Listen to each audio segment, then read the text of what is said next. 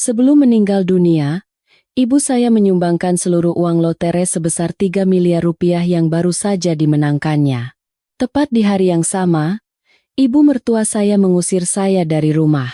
3 hari kemudian, sebuah pesan singkat yang masuk ke ponsel saya membuat saya terperanjat. Selamat datang di pilihanmu. Saya bersimpu di depan foto almarhumah ibu saya. Asap dupa yang mengepul terasa perih di mata saya yang sudah bengkak karena menangis berhari-hari. Ibu saya, Lastri, seorang wanita yang seumur hidupnya hanya mengenal kerja keras, kini telah pergi untuk selamanya karena penyakit mendadak, hanya menyisakan senyum damai di fotonya. Di dalam rumah kontrakan sederhana tempat kami tinggal berdua, suara tangisan dan lantunan doa tahlilan terdengar sendu. Namun, hati saya terasa lebih dingin dari biasanya. Semua karena orang-orang yang saya sebut keluarga mertua. Ibu mertua saya, Ibu Ratna, dengan angkuhnya duduk di kursi utama tamu, membual tentang betapa lelahnya dia mengurus pemakaman besarnya. Padahal, kenyataannya ia tak menggerakkan satu jari pun, selain mengeluh tentang mahalnya biaya catering untuk para pelayat. Suami saya, Rahmat, terus berada di sisi ibunya, menuangkan air minum, menyalakan rokoknya, dan sesekali melirik saya dengan tatapan seolah ingin menuntut sesuatu. Saya tahu apa yang mereka tunggu. Bukan ketenangan untuk arwah ibu saya, melainkan warisan besar yang beliau tinggalkan. Sebelum mengembuskan napas terakhir, dengan tangannya yang kurus, ibu menggenggam erat tangan saya. Beliau menceritakan tentang lotre senilai 3 miliar rupiah yang dimenangkannya beberapa hari sebelum masuk rumah sakit. Dengan suara yang lemah namun tegas, beliau berpesan, uang itu adalah rezeki dari Tuhan, tapi beliau tidak ingin saya menghambur-hamburkannya atau memberikannya kepada keluarga mertua. Wasiat terakhirnya adalah agar saya menyumbangkan seluruh 3 miliar itu ke panti asuhan Mawar, tempat beliau sering menjadi sukarelawan untuk merawat anak-anak yatim piatu. Sambil menatap wajah damai ibuku, saya bersumpah dalam hati akan menepati wasiat itu. Ibu, yang seumur hidupnya selalu berbuat baik, bahkan di saat-saat terakhirnya pun masih memikirkan orang lain. Ibu takut uang sebesar itu justru akan menjadi benih bencana, yang akan membuat hati keluarga mertuaku yang sudah serakah menjadi semakin rusak.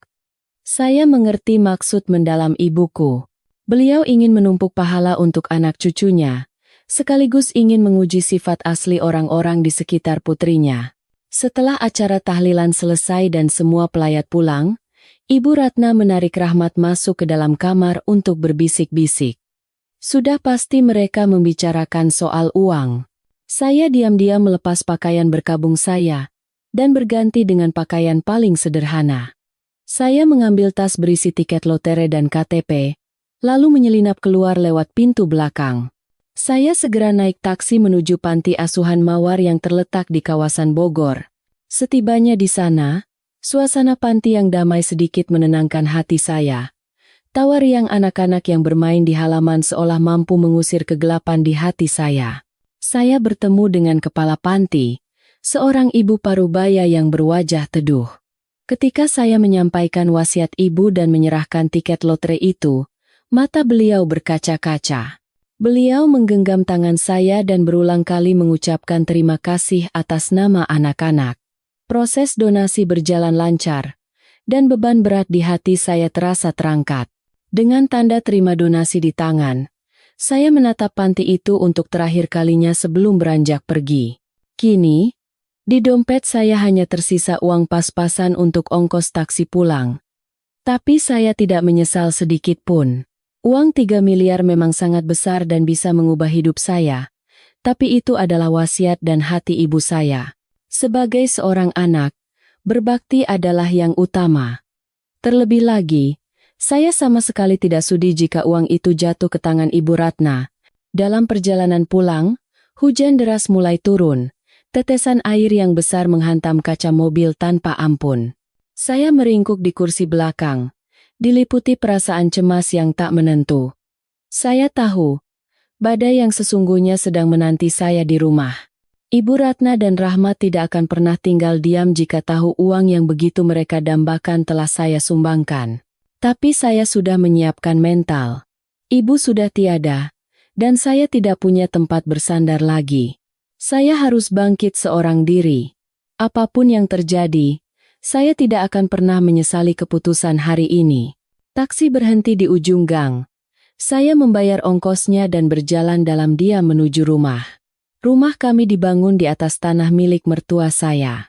Dari dalam rumah, terdengar cahaya terang dan gelak tawa Ibu Ratna serta adik ipar saya, Maya.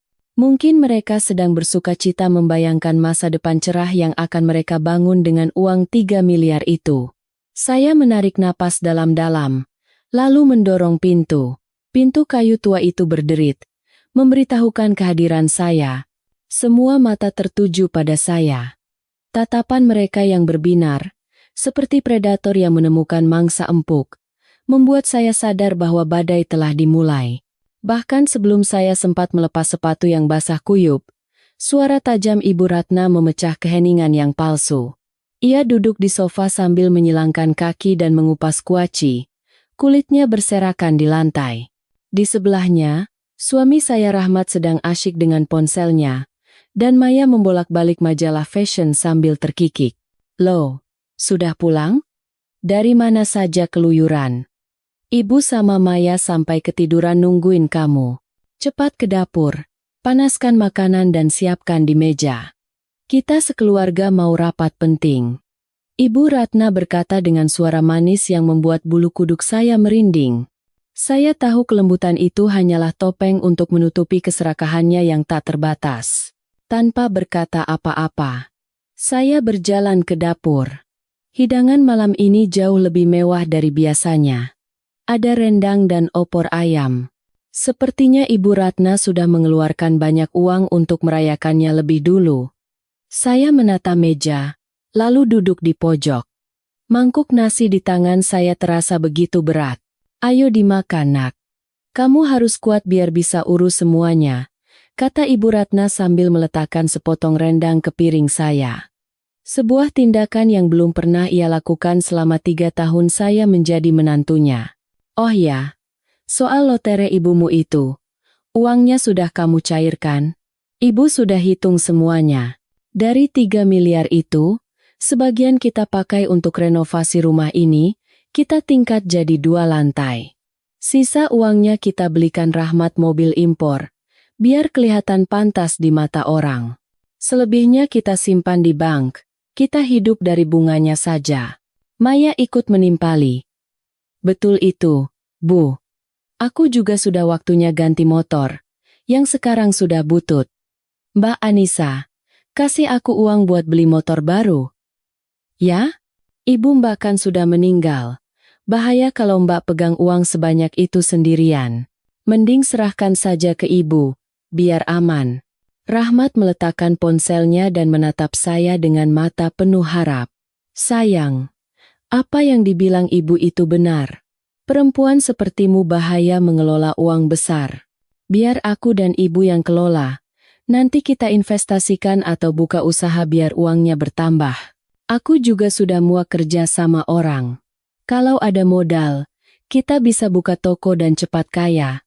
Saya meletakkan mangkuk nasi saya.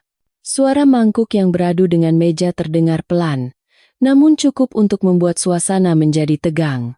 Saya mengangkat kepala dan menatap mata mereka satu persatu. Di bawah cahaya lampu neon yang dingin, sorot mata mereka yang penuh kerakusan terlihat begitu telanjang. Saya menarik napas dalam-dalam dan berkata dengan suara setenang mungkin, "Ibu, Mas Rahmat, dan Maya, uang 3 miliar itu tidak ada pada saya." Ibu Ratna tertegun sejenak. Potongan rendang di tangannya jatuh ke piring. "Apa katamu? Kalau bukan kamu yang pegang, lalu siapa? Kamu simpan di bank. Mana buku tabungannya?" "Tidak, saya simpan di bank," jawab saya dengan jelas. "Uang itu sudah saya sumbangkan seluruhnya ke panti asuhan Mawar." Seketika, keheningan yang memekakkan telinga menyelimuti rumah itu. Ibu Ratna bangkit berdiri dan menendang meja makan hingga terbalik. Piring-piring pecah berantakan, dan makanan tumpah kemana-mana. Ia berlari ke arah saya, wajahnya memerah padam, Urat lehernya menonjol saat ia berteriak, "Apa katamu? Coba ulangi. 3 miliar kamu sumbangkan. Kamu gila ya? Lalu sisa ratusan miliarnya di mana? Kamu sembunyikan di mana?" Jeritan tajamnya membuat saya membeku. Bagaimana dia bisa tahu ada uang lebih? Rahmat ikut berdiri dan mengguncang bahu saya dengan kasar. "Anissa, kamu bercanda, kan? Ibu bilang lotre yang menang itu jumlahnya besar sekali. Uangnya di mana? Kamu sembunyikan di mana? Cepat serahkan." Saya tidak bercanda. Saya menepis tangan Rahmat dan menatap lurus ke wajah suami saya yang pengecut itu. "Itu wasiat ibu saya. Beliau ingin berbuat baik. Sebagai putrinya, saya harus menuruti kata-kata beliau." "Wasiat omong kosong," teriak Ibu Ratna sambil menampar pipi saya dengan keras. Saking kuatnya tamparan itu, saya terhuyung dan jatuh ke lantai yang penuh pecahan piring. Pipi saya terasa terbakar, dan mulut saya terasa anyir oleh darah.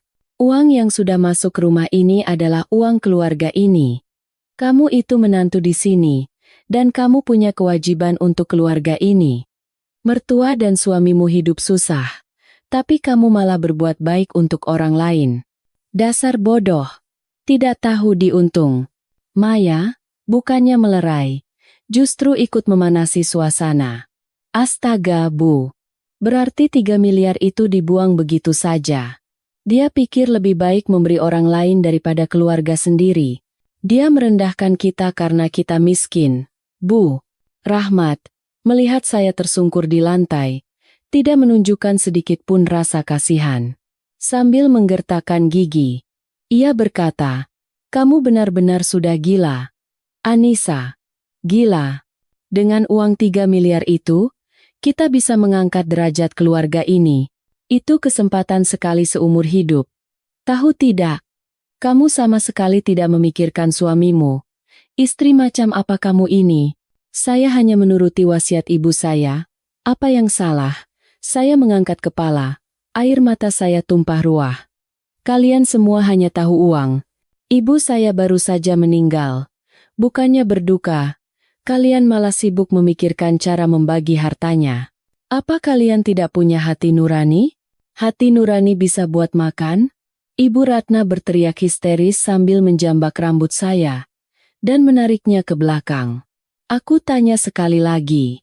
Uang itu akan kamu ambil kembali atau tidak? Cepat pergi ke panti asuhan itu, bilang kamu sedang tidak waras, dan minta uangnya dikembalikan.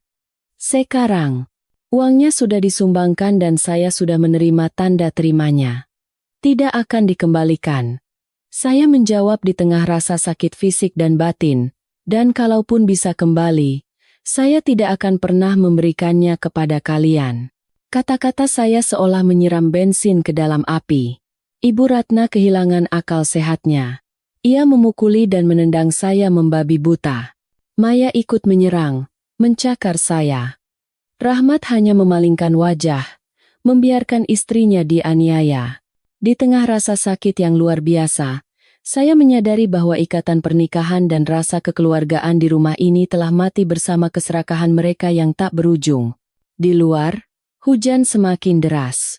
Suara guntur berbaur dengan makian keji Ibu Ratna. Setelah puas menganiaya saya, ia terengah-engah sambil menunjuk ke arah pintu.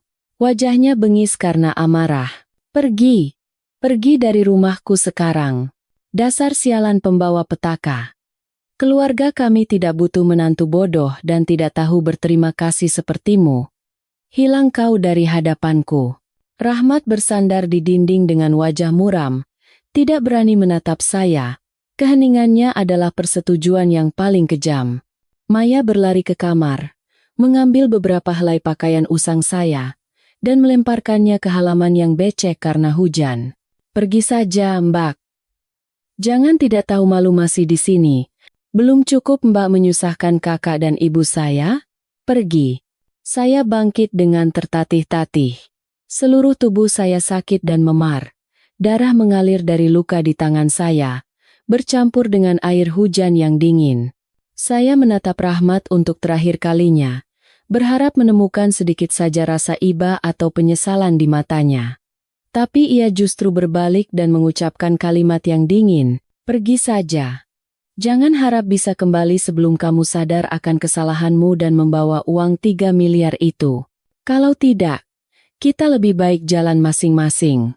Kata-kata Rahmat bagai belati yang mengoyak jantung saya.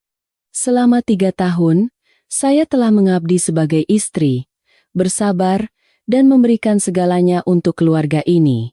Tapi sekarang, hanya karena saya berbakti pada ibu kandung saya dan tidak bisa memenuhi keserakahan mereka, mereka membuang saya begitu saja seperti sampah. Saya menyeka air mata dan tidak berkata apa-apa lagi. Apa gunanya bicara sekarang? Saya berjalan ke halaman dan memungut pakaian saya yang kotor berlumpur, seolah mencari sedikit kehangatan dari sana. Di belakang saya, pintu kayu dibanting dengan keras. Suara kunci diputar terdengar kering. Disusul teriakan Ibu Ratna. "Kalau tidak bawa 3 miliar, jangan harap bisa menginjakan kaki di rumah ini lagi. Lebih baik Rahmat hidup sendiri merawatku daripada hidup dengan benalu sepertimu." Saya berjalan terhuyung-huyung di tengah hujan. Gang kecil yang dulu terasa akrab. Mengapa malam ini terasa begitu panjang, gelap, dan dingin? Air hujan membasahi wajah saya. Entah itu air hujan atau air mata, saya tidak bisa membedakannya lagi. Saya berjalan tanpa tujuan. Rumah ibu sudah dijual untuk menutupi biaya rumah sakit terakhir. Sekarang saya tidak punya tempat tujuan, tidak punya uang, dan tidak punya keluarga untuk bersandar. Saya terusir oleh suami saya sendiri. Saya teringat ibu. Teringat hari-hari saat kami hanya berdua, berbagi semangkuk bubur encer dan saling menguatkan. "Ibu, putrimu sedang kesusahan, Bu.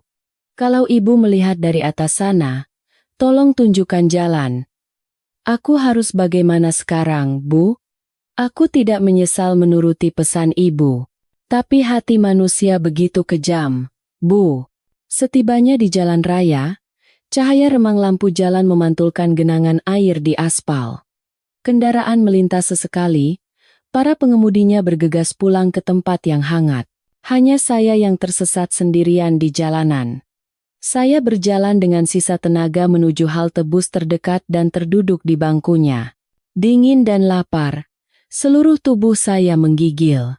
Malam semakin larut. Angin menusuk menembus pakaian tipis saya. Saya memeluk erat buntalan pakaian basah, mencoba mempertahankan sisa kehangatan tubuh. Kini, di dalam hati saya, rasa sakit karena dipukuli telah tergantikan oleh kebencian yang mendalam terhadap Rahmat. Ikatan pernikahan selama bertahun-tahun ternyata tidak ada apa-apanya di hadapan uang. Saya membenci mereka, membenci keserakahan dan kekejaman keluarga itu. Tapi saya juga menyalahkan diri saya sendiri yang begitu naif dan lemah. Meringkuk dalam kegelapan, saya berjanji pada diri sendiri untuk tidak akan hancur. Saya masih muda. Saya masih punya tenaga untuk bekerja. Saya akan memulai semuanya dari awal. Saya pasti akan menunjukkan pada mereka bahwa saya bisa hidup dengan baik. Tanpa uang 3 miliar itu, tanpa keluarga mengerikan itu, saya pasti bisa hidup. Tidak, saya akan hidup 10.000 kali lebih baik dari mereka. Tapi setidaknya, saya harus bisa melewati malam ini. Perut saya keroncongan, tapi di saku hanya ada beberapa koin receh. Bahkan untuk membeli semangkuk soto hangat pun tidak cukup. Saya memejamkan mata dan menyandarkan kepala di tiang halte yang dingin. Di bawah langit malam Jakarta yang diguyur hujan, air mata terus mengalir tanpa henti. Suara hujan yang jatuh di atap halte terdengar teratur, seperti lagu Nina Bobo yang ingin menidurkan panca indera saya yang mati rasa karena kedinginan. Saat kesadaran saya mulai kabur karena lapar, tiba-tiba ponsel di saku saya bergetar hebat, menarik saya kembali ke dunia nyata. Saya terkejut, merogoh saku dan mengeluarkan ponsel itu. Sebuah ponsel model lama pemberian Rahmat yang sudah tidak ia pakai. Layarnya retak seperti sarang laba-laba, memancarkan cahaya biru yang redup.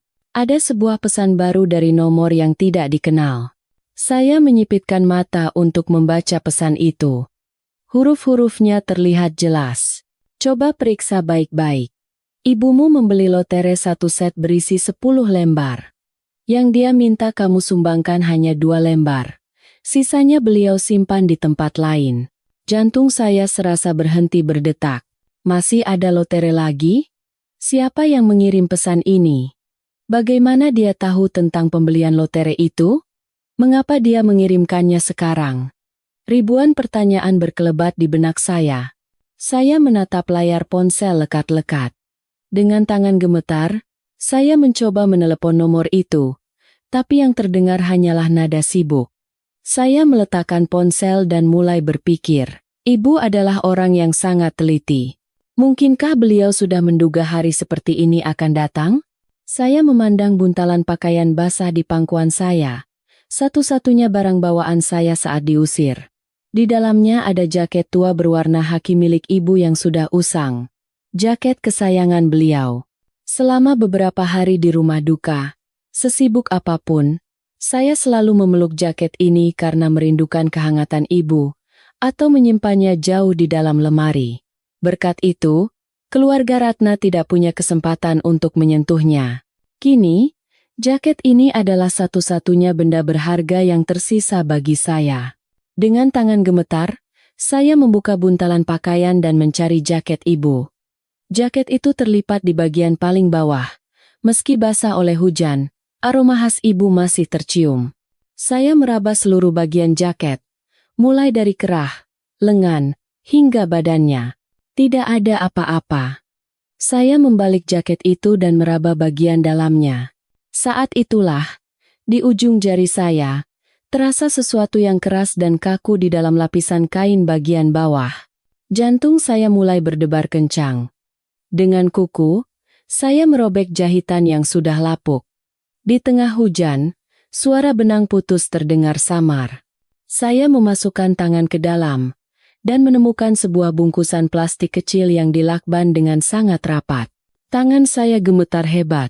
Setelah bersusah payah melepaskan lakban yang basah, saya menemukan sebuah buku tabungan atas nama ibu saya, Lastri, sebuah surat wasiat yang telah disahkan notaris, dan sepucuk surat yang terlipat. Ini adalah uang yang ibu setorkan segera setelah mencairkan hadiahnya. Saya membuka buku tabungan itu. Di bawah cahaya lampu jalan yang remang-remang, saya terbelalak melihat angka yang tercetak di sana. 15.010.015 miliar rupiah. Tanggal penyetoran adalah tepat di hari ibu memenangkan lotere, sebelum beliau jatuh sakit. Saya membuka surat wasiat dan surat pribadi yang terlipat. Tulisan tangan ibu yang gemetar. Air mata saya kembali tumpah, mengaburkan tulisan tangan ibu yang saya cintai. Untuk putriku tersayang, Anissa, saat kau membaca surat ini, kau pasti sedang dalam kesulitan besar. Ibu tahu kau anak yang baik dan sangat menyayangi suamimu, tapi rahmat itu lemah dan ibunya sangat serakah. Ibu sangat khawatir kau akan tersiksa oleh mereka setelah ibu pergi. Lotere itu, nak, yang ibu minta kau sumbangkan adalah untuk menumpuk pahala sekaligus untuk menguji hati keluarga mertuamu. Jika mereka memperlakukanmu dengan baik, hiduplah dengan setia di sisi mereka. Tapi jika mereka menyiksamu karena uang, ini adalah jalan keluar terakhir yang ibu siapkan untukmu. Dengan uang ini dan sertifikat rumah di puncak yang ibu titipkan pada kepala panti, ibu yakin cukup untukmu memulai hidup baru. Mulai sekarang, hiduplah untuk dirimu sendiri. Jangan lagi terus-menerus mengalah dan menderita. Ibu sangat menyayangimu, nak. Saya menangis terseduh-seduh. Suara tangis saya bercampur dengan deru hujan. Saya memeluk buku tabungan dan surat itu erat-erat ke dada, seolah sedang memeluk ibu saya yang tercinta. Ibu benar-benar sudah merencanakan semuanya. Ibu begitu menyayangiku. Ternyata, ibu sudah sejak lama mengetahui sifat asli keluarga mertuaku. Bahkan ketika beliau sudah tidak ada di dunia ini pun, beliau telah menyiapkan segalanya untuk melindungi saya. Kasih sayang ibu yang hangat menyebar ke seluruh tubuh saya, melelehkan dinginnya hujan malam dan luka yang ditinggalkan oleh orang-orang kejam itu. Saya menyeka air mata, memasukkan buku tabungan dan surat itu ke saku dalam baju saya, lalu menguncinya dengan peniti. Sekarang saya tahu apa yang harus saya lakukan. Saya bukan lagi Anissa yang lemah dan penurut seperti kemarin. Saya memiliki sandaran kokoh bernama kasih sayang ibu, dan aset yang beliau tinggalkan. Saya akan bangkit. Saya akan hidup dengan baik agar tidak mempermalukan ibu. Dan saya akan memperjuangkan keadilan untuk diri saya sendiri. Saya bangkit berdiri dan mengenakan jaket ibu. Meski sudah usang, jaket itu seolah memberikan kekuatan yang tak terlihat. Hujan mulai reda. Saya menatap jalanan yang terbentang di depan saya dengan tatapan mantap. Besok, matahari akan terbit, dan hidup saya akan memulai babak baru. Kini, saya akan memulai perjalanan untuk melepaskan diri dari penjara bernama keluarga mertua dan menemukan kebahagiaan sejati. Malam semakin larut dan hujan telah berhenti, namun udara dingin masih terasa menusuk tulang. Setelah menemukan buku tabungan dan surat dari ibu, saya sadar tidak bisa terus duduk di halte bus. Saya butuh tempat yang aman untuk merencanakan langkah selanjutnya. Saya menyetop taksi lain dan meminta sopir untuk membawa saya ke daerah pinggiran yang jauh dari rumah mertua. Taksi berhenti di depan sebuah losmen kumuh yang tersembunyi di gang kecil di daerah Tanah Abang. Papan nama neon bertuliskan penginapan damai tampak berkedip-kedip. Tapi saat ini tempat itu adalah satu-satunya penyelamat bagi saya. Saya membayar ongkos taksi dan menyeret tubuh lelah saya ke resepsionis. Penjaga losmen adalah seorang pria parubaya berwajah sangar yang sedang menonton TV. Dia melirik penampilan saya yang menyedihkan. Lalu tanpa banyak bertanya, ia mengambil uang jaminan dan melemparkan kunci kamar nomor 102 ke atas meja. Kamar itu sempit dan berbau apek, tapi setidaknya ada 4 dinding yang bisa melindungi saya dari angin malam. Saya mengunci pintu dan bahkan mengganjalnya dengan kursi kayu. Saya duduk terkulai di tempat tidur, hendak mematikan ponsel untuk menghemat baterai. Saat layar menyala, notifikasi panggilan tak terjawab dari Rahmat dan Maya memenuhi layar. Bulu kuduk saya meremang. Kenapa mereka menelepon sebanyak ini? Sudah pasti bukan karena khawatir, tapi untuk melacak saya demi merampas uang. Saat itu, saya melihat ikon lokasi aktif di bar status. Saya terkejut. Saya teringat Rahmat dulu pernah mengaktifkan fitur berbagi lokasi real-time di WhatsApp dan Google Maps saya. Waktu itu dia berkata, "Ini biar aku tahu kamu aman pas pulang kerja, sayang. Siapa tahu mobil mogok, kan aku bisa langsung jemput," dengan kata-kata manisnya. Karena percaya pada suami, saya membiarkan pengaturan itu. Keringat dingin mengalir di punggung saya. Itu bukan perhatian, itu pengawasan. Saya bergegas mematikan fitur lokasi, dan dengan tangan gemetar, saya mencabut kartu SIM dan baterai ponsel. Beruntung ini ponsel model lama yang baterainya bisa dilepas, tapi mungkin sudah terlambat. Lokasi terakhir saya pasti sudah terkirim. Belum sampai 30 menit. Suara mesin motor yang meraung-raung memecah keheningan gang di depan losmen. Jantung saya berdebar kencang. Saya berjingkat ke jendela, sedikit menyibak tirai dan mengintip ke bawah. Di bawah cahaya remang lampu jalan, Rahmat dan Maya turun dari motor dengan wajah beringas. Wajah Rahmat memerah karena marah, sementara Maya memeriksa alamat di ponselnya sambil menunjuk ke papan nama losmen. "Benar di sini. Lokasinya mati barusan di sini," teriak Maya.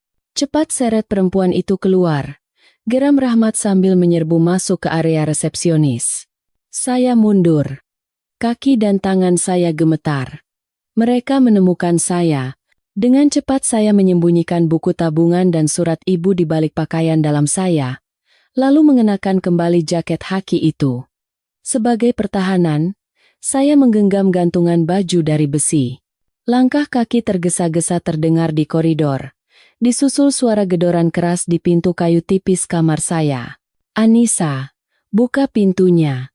Aku tahu kamu di dalam," teriak Rahmat dengan kasar. "Kamu tidak bisa lari. Cepat keluar dan serahkan uangnya. Aku akan maafkan kamu." "Mbak Anissa, jangan keras kepala. Buka pintunya. Kita bicara baik-baik.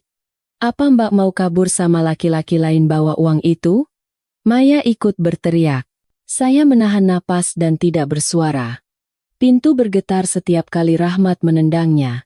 Kursi kayu yang saya gunakan sebagai ganjalan mulai bergeser di lantai ubin. Dengan putus asa saya melihat sekeliling, tapi tidak ada jalan keluar lain dari kamar ini. Tepat saat pintu hampir jebol, sebuah suara berat dan mengintimidasi terdengar. "Hah, kalian sedang apa di sini?" Itu penjaga losmen. Dia membawa sebuah tongkat bisbol, diikuti oleh 2 orang karyawan berbadan besar. Rahmat berhenti, menoleh pada penjaga itu dengan tatapan masih membunuh. "Jangan ikut campur. Ini urusan keluarga saya. Istri saya kabur. Saya datang untuk menjemputnya." "Menjemput istri sampai mau mendobrak pintu orang?" Penjaga itu mengetuk-ngetukkan tongkat bisbolnya ke lantai. "Ini tempat usaha, bukan pasar tempat kalian membuat keributan. Kalau mau berkelahi, sana di jalanan. Sekali lagi kalian menggedor pintu itu, saya panggil polisi dan kalian semua saya seret ke kantor." Mendengar kata polisi, wajah Rahmat berubah. Dia memang seorang pengecut, hanya berani pada istrinya di rumah, tapi sangat takut berurusan dengan hukum. Maya, melihat situasi tidak menguntungkan, menarik lengan kakaknya dan berbisik. Rahmat, dengan kesal, menunjuk ke arah pintu kamar saya dan berteriak, "Hebat kamu, Anissa. Hari ini aku pergi. Tapi ingat, aku tidak akan tinggal diam. Kalau kamu tidak menyerahkan uang itu, aku akan buat hidupmu seperti di neraka." Setelah itu, kakak beradik itu pergi dengan amarah yang tertahan. Suara motor mereka perlahan menjauh.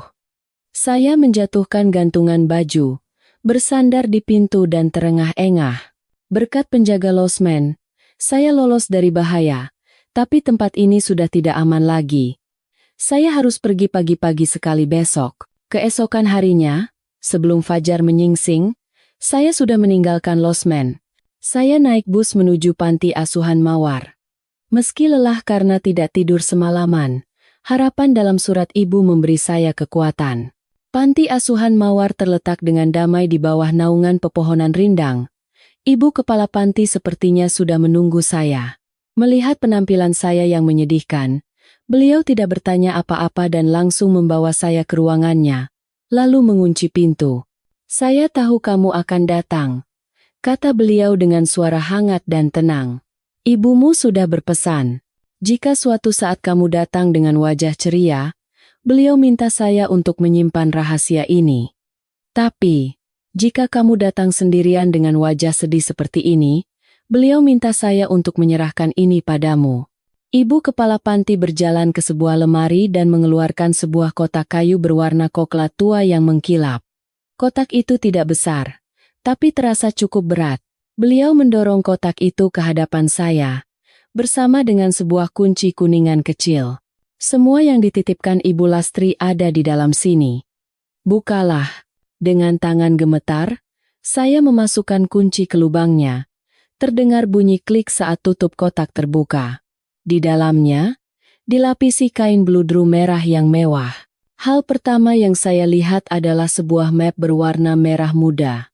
Sertifikat hak milik atas tanah dan bangunan. Saya mengambilnya dan membuka lembar demi lembar. Nama pemilik, Anissa Putri. Alamat, Kabupaten Bogor, Puncak.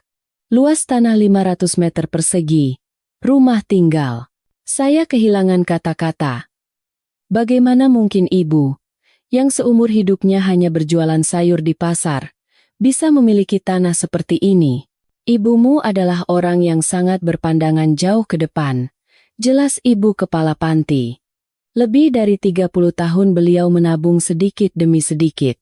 Dulu, saat harga tanah di Puncak masih sangat murah, beliau menggunakan seluruh tabungannya untuk membeli tanah ini. Setiap kali punya uang lebih, beliau membeli batu bata dan semen untuk membangun rumah ini sedikit demi sedikit. Kepadamu beliau bilang pergi mencari modal dagangan, padahal sebenarnya beliau sedang menyiapkan tempat bersandar untukmu. Ibumu selalu bilang, hidupku memang susah, Tapi Anisaku, kalau nanti disia-siakan oleh mertuanya, setidaknya dia punya tempat untuk pulang. Di bawah sertifikat itu, ada sebuah kantong sutra kecil.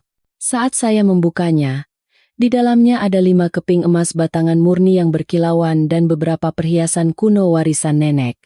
Harta yang ibu kumpulkan seumur hidupnya dengan menghemat makan dan pakaian. Saya memeluk kotak kayu itu dan menangis sejadi-jadinya. Saya kira ibu hanya membekali saya dengan uang lotere. Tapi ternyata beliau juga telah menyiapkan tempat tinggal yang begitu nyaman. Ibu telah memperhitungkan dan mempersiapkan skenario terburuk, di mana saya diusir dan tidak punya tempat tujuan. Terima kasih banyak, Bu. Terima kasih sudah menjaga semua ini atas nama ibu saya, kata saya dengan suara tercekat. Tidak perlu berterima kasih. Ibumu adalah orang yang sangat baik. Beliau juga banyak membantu panti ini. Jangan khawatir, rahasia ini hanya saya dan ibumu yang tahu. Sekarang kamu sudah punya rumah dan modal. Segeralah tata hidupmu. Jangan biarkan orang-orang jahat itu menyakitimu lagi. Setelah meninggalkan panti, saya langsung menyetop taksi menuju puncak, mengikuti alamat yang tertera di sertifikat.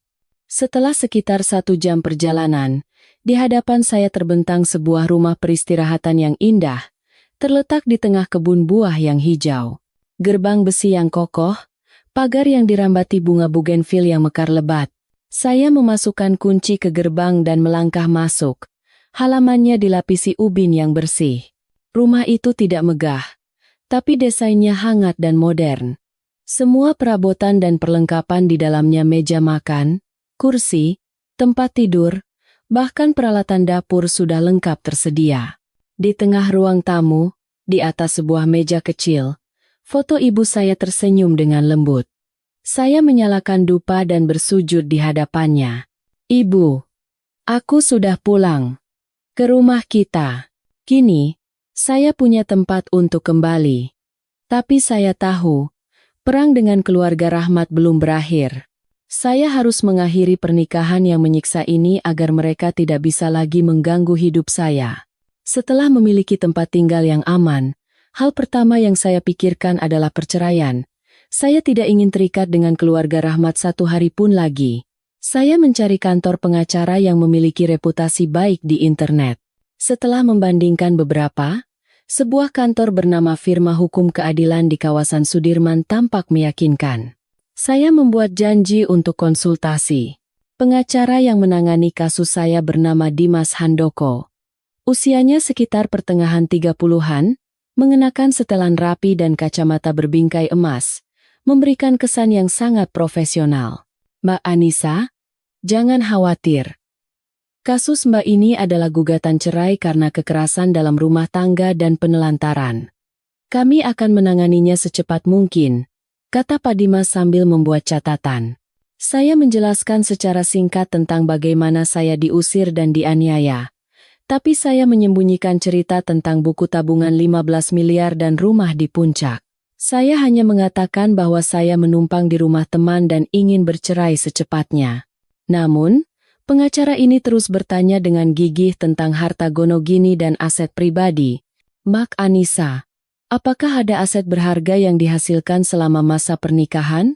Atau mungkin warisan, hadiah lotere, properti, aset pribadi apapun yang perlu dilindungi? Pak Dimas membetulkan letak kacamatanya, menatap saya dengan tajam. Pertanyaannya membuat saya waspada. Tidak ada, Pak. Saya hanya pekerja pabrik dengan gaji pas-pasan. Suami saya juga begitu. Ada sedikit uang peninggalan ibu, tapi semuanya sudah saya sumbangkan. Oh, begitu ya. Pak Dimas mengangguk, tapi seulas senyum tipis yang aneh terlintas di bibirnya. Baiklah. Kalau begitu tolong tinggalkan nomor kontak dan alamat Anda saat ini agar kami bisa menghubungi atau mengirimkan dokumen. Saya ragu sejenak, lalu memberikan nomor ponsel baru saya. Untuk alamat, saya asal menyebut alamat sebuah rumah kos di daerah lain. Setelah meninggalkan kantor pengacara, saya mampir ke sebuah kafe di dekat sana. Saat sedang menyeruput kopi, ponsel saya bergetar lagi, Pesan dari nomor misterius yang sama. Orang yang memberitahu saya tentang sisa lotre itu. Pengacara Dimas Handoko itu teman minumnya Rahmat. Tadi malam mereka bertemu di warung tenda. Hati-hati. Jangan pernah percaya padanya. Saya nyaris menjatuhkan ponsel. Darah saya terasa mendidih. Dunia ini begitu sempit. Atau Rahmat lebih licik dari yang saya kira? Apakah dia sudah menduga saya akan mencari pengacara dan memasang jebakan? Atau ini hanya kebetulan? Saya teringat tatapan curiga dan pertanyaan-pertanyaan Dimas yang menyelidik. Pasti ada yang tidak beres. Jika saya dengan naifnya memberikan alamat rumah di puncak, mungkin saat ini Rahmat dan keluarganya sudah menyerbu ke sana. Saya membalas pesan dari penolong anonim itu. Terima kasih informasinya. Anda siapa? Kenapa membantu saya? Tapi seperti sebelumnya, tidak ada balasan. Saya menghapus pesan itu. Hati saya campur aduk. Saya berada di tempat terang, sementara musuh dan kawan saya berada dalam kegelapan. Saya harus 1000 kali lebih berhati-hati. Gugatan cerai ini sepertinya akan jauh lebih rumit dari yang saya bayangkan. Saya memutuskan untuk tidak akan pernah kembali ke kantor Dimas Handoko, dan sebaliknya, saya harus mencari cara untuk mengawasi mereka. Beberapa hari kemudian, saat saya sedang menyirami tanaman di taman, telepon datang dari mandor di tempat kerja lama saya. Suaranya terdengar panik. Anissa, kamu di mana sekarang? Cepat ke pabrik. Ibu mertuamu mengamuk di sini. Dia mengancam akan minum racun serangga kalau kamu tidak muncul. Sudah banyak orang yang menonton dan merekam. Saya membeku di tempat. Ibu Ratna merencanakan sesuatu lagi. Dia tahu saya peduli dengan nama baik dan tidak suka merugikan orang lain. Jadi dia memilih tempat kerja saya untuk menekan saya. Mungkin dia pikir saya masih membutuhkan pekerjaan itu. Atau dia ingin mempermalukan saya di depan rekan-rekan kerja lama saya. Baik, Pak Mandor, tenang dulu. Saya segera ke sana. Saya menutup telepon, bergegas berganti pakaian, dan menyetop taksi menuju Jakarta. Setibanya di depan gerbang pabrik, suasana benar-benar kacau balau. Ibu Ratna duduk di tanah dengan rambut acak-acakan, memegang sebuah botol plastik hijau bergambar tengkorak. Di sebelahnya, Maya sedang melakukan siaran langsung di Facebook sambil menangis. Tolong bantu sebarkan, teman-teman. Kakak ipar saya, Anissa, kabur membawa uang lotre. Ibu mertua yang sudah tua dan sakit-sakitan dia tinggalkan begitu saja. Sekarang ibu saya sangat tertekan dan ingin membuktikan kebenarannya dengan nyawanya. Kerumunan orang yang penasaran mengelilingi mereka. Berbisik-bisik, Rahmat berakting sedih. Sesekali berpura-pura mencoba menenangkan ibunya. Ibu, jangan begini Bu. Anissa mungkin hanya sedang emosi. Biar saya telepon dan bujuk dia pulang. Saya menarik napas dalam-dalam dan menerobos kerumunan. Saya di sini, apa yang kalian inginkan? Melihat saya muncul, Ibu Ratna meraung lebih keras seolah bertemu penyelamat. Anak sialan. Akhirnya kamu datang juga. Kembalikan uangku. Kalau tidak, aku akan minum racun ini dan kau akan dituduh membunuhku. Ia mendekatkan botol itu ke mulutnya. Berpura-pura akan meminumnya. Para penonton berteriak kaget. Beberapa petugas keamanan mencoba melerai, tapi dihalangi oleh Rahmat. Saya memperhatikan botol di tangannya dengan saksama. Tutupnya memang terbuka, tapi anehnya, meski dari jarak dekat, saya tidak mencium bau khas racun serangga yang menyengat. Sebaliknya, tercium aroma yang familiar. Aroma teh jagung. Saya tersenyum sinis dan berjalan cepat mendekat. Oh, ibu mau meminumnya? Baiklah, biar saya bantu buka tutupnya lebar-lebar. Sebelum keluarga Ratna sempat bereaksi, saya merebut botol itu dari tangannya. Ibu Ratna hanya bisa melongo. Saya mendekatkan botol itu ke hidung saya, menghirupnya dalam-dalam, lalu berkata dengan suara keras agar semua orang bisa mendengar. Hadirin sekalian, racun serangga macam apa yang baunya seperti teh jagung yang harum ini? Rasanya bahkan manis. Lalu, Saya membalikkan botol itu dan menumpahkan isinya ke tanah. Cairan berwarna kuning mengalir keluar, tapi tidak ada busa putih atau bau bahan kimia sama sekali. Tanah menjadi basah oleh teh. Kerumunan hening sejenak, lalu meledak dalam tawa. Ya ampun, ternyata cuma akting. Hebat sekali sandiwaranya. Nenek ini bisa jadi artis sinetron. Jangan-jangan keluarga ini penipu? Wajah Ibu Ratna memerah karena malu. Lalu pucat pasi. Maya buru-buru mematikan siaran langsungnya. Rahmat menunduk, tidak tahu harus berbuat apa. Saya melemparkan botol kosong itu ke kaki Ibu Ratna dan berkata dengan nada tegas. Ibu, kalau mau bersandiwara, setidaknya siapkan propertinya dengan benar. Jangan kira ibu bisa mengancam saya dengan pertunjukan murahan seperti ini. Uangnya sudah disumbangkan, dan buktinya jelas. Jika terus-menerus mencemarkan nama baik saya akan menuntut ibu atas tuduhan fitnah. Kakakmu, Ibu Ratna tidak bisa berkata-kata. Hanya menunjuk-nunjuk saya. Pulanglah.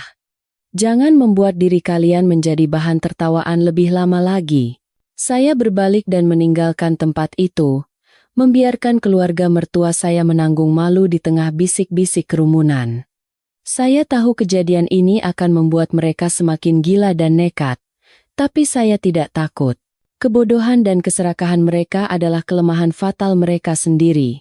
Begitu masuk ke dalam taksi, ponsel saya bergetar lagi. Pesan dari penolong anonim itu. Bagus sekali, putriku. Tapi ingat, anjing yang terpojok akan menggigit. Hati-hati dengan Rahmat. Waspadai juga pengacara Dimas Handoko. Saya tersenyum. Saya mulai bisa menebak siapa penolong anonim itu, meski belum yakin sepenuhnya. Dalam pertarungan ini, saya tidak sendirian. Setelah sandiwara konyol teh jagung yang disamarkan sebagai racun serangga itu berakhir, saya tahu keluarga Ratna tidak akan berhenti sampai di situ. Rasa malu yang mereka derita di depan umum justru semakin menyulut keserakahan dan kebencian mereka. Alih-alih menunggu serangan berikutnya, saya memutuskan untuk bertindak lebih dulu. Malam itu, saya menerima pesan dari penolong anonim saya yang berisi panduan cara mengajukan gugatan ke pengadilan. Dia sepertinya sangat paham hukum dan situasi saya. Mengikuti sarannya, untuk menghindari pertemuan dengan keluarga mertua, saya mendaftarkan gugatan melalui pos alih-alih datang langsung ke pengadilan negeri setempat.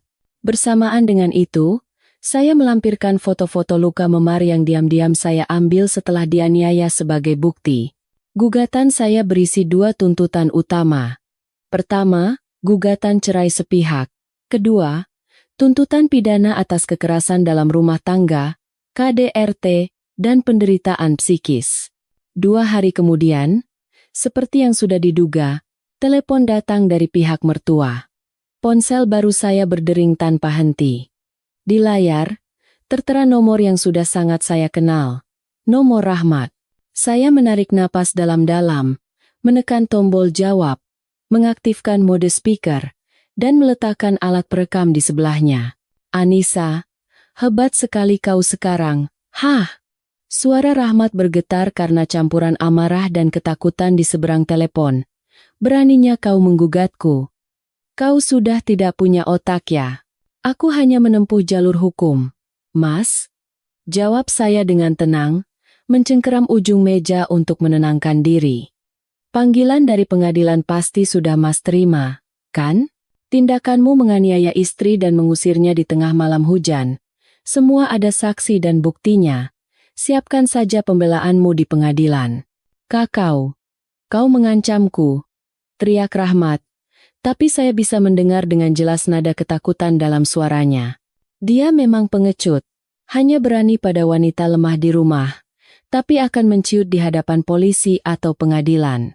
Dengar baik-baik, segera cabut gugatan itu, atau aku tidak akan membiarkanmu hidup tenang. Kau pikir bisa sembunyi selamanya? Aku tidak bersembunyi, balas saya dengan tegas. Aku hidup mandiri dengan usahaku sendiri. Kalian yang gagal merampas uang sumbangan ibuku sekarang bertindak membabi buta. Aku tegaskan sekali lagi, Uang 3 miliar itu sudah disumbangkan, jadi jangan bermimpi lagi. Suasana di seberang telepon hening sejenak, lalu suara Rahmat melembut, berubah menjadi nada memohon yang palsu dan sudah sangat saya hafal. Anissa, sayang, kenapa kita harus seperti ini? Kalau ada masalah, kan bisa kita selesaikan berdua. Kenapa harus sampai ke pengadilan dan jadi tontonan orang? Ibu juga waktu itu hanya kalap. Sebenarnya beliau sayang sekali padamu. Pulanglah, ya? Aku janji tidak akan ada yang menyentuhmu lagi.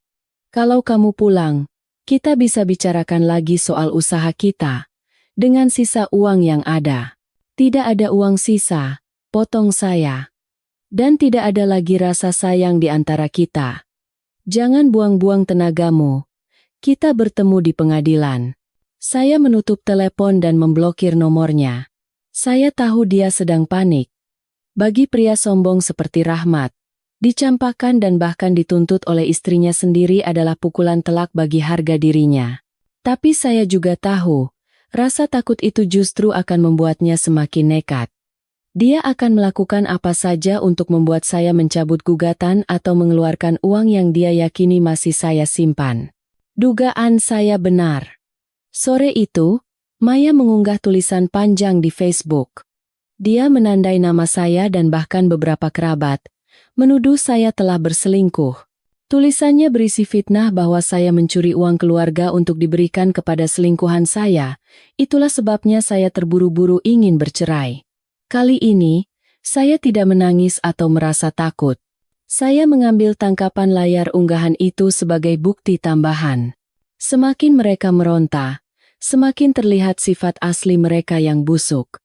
Dan saya, dengan bantuan penolong anonim dan warisan ibu, sudah siap untuk menghadapi perang ini. Setelah ancaman via telepon itu, saya tahu Rahmat tidak akan tinggal diam menunggu hari persidangan. Dia butuh uang, dan untuk memulihkan nama baik serta merebut harta, dia harus memenangkan gugatan ini. Saya teringat peringatan penolong anonim saya tentang pengacara Dimas Handoko. Meski sudah curiga, saya butuh bukti nyata untuk membongkar topengnya agar dia tidak bisa menusuk saya dari belakang dalam proses hukum nanti. Saya memutuskan mengambil risiko. Alih-alih bersembunyi, saya menyewa motor bekas, menutupi wajah dengan masker dan kacamata hitam, lalu mulai membuntuti Rahmat secara diam-diam. Saya tahu kebiasaannya. Saat marah atau punya niat buruk, dia akan pergi ke kafe langganannya di dekat rumah. Benar saja, sekitar jam 10 pagi, Rahmat keluar dengan motornya. Dia celingukan, lalu melesat pergi. Saya menjaga jarak aman dan mengikutinya. Rahmat berhenti di sebuah kafe yang cukup sepi dan rindang. Dia menghampiri seorang pria yang sudah duduk di pojok. Jantung saya berdebar kencang. Meski dari jauh, saya langsung mengenali pria berjas rapi dengan kacamata berbingkai emas itu sebagai Dimas Handoko. Saya memarkir motor di seberang jalan, mengenakan topi lebih dalam, dan dengan hati-hati mendekat melalui taman di belakang kafe. Jaraknya cukup dekat untuk mendengar percakapan mereka. Pak Dimas, gawat ini. Perempuan itu benar-benar mengajukan gugatan. Apa tidak ada cara lain? Suara Rahmat penuh kecemasan. Dimas dengan santai mengembuskan asap rokok. Tenang saja, Pak Rahmat. Soal gugatan itu bisa saya atasi. Yang penting ini. Dia membuat gerakan tangan yang mengisyaratkan uang. Rahmat buru-buru menyerahkan sebuah amplop. Ini 50 juta, Pak. Saya pinjam dulu. Anggap saja sebagai uang operasional. Dimas menerima amplop itu, tapi raut wajahnya tampak tidak puas. Rahmat buru-buru menambahkan. Tenang saja. Pak, ibu saya dengar dari orang, almarhumah mertua saya itu menang lotre 10 lembar. Kalau dihitung-hitung, totalnya bisa hampir 200 miliar. Kalau kita berhasil mendapatkan uang itu, saya akan beri Bapak 20%. Puluhan miliar. Pak, mendengar kata puluhan miliar, mata Dimas berbinar di balik kacamatanya. Dia mengangguk. Bagus. Ini janji seorang pria. Demi persahabatan kita dan proyek besar ini, Saya akan bantu Anda sampai tuntas.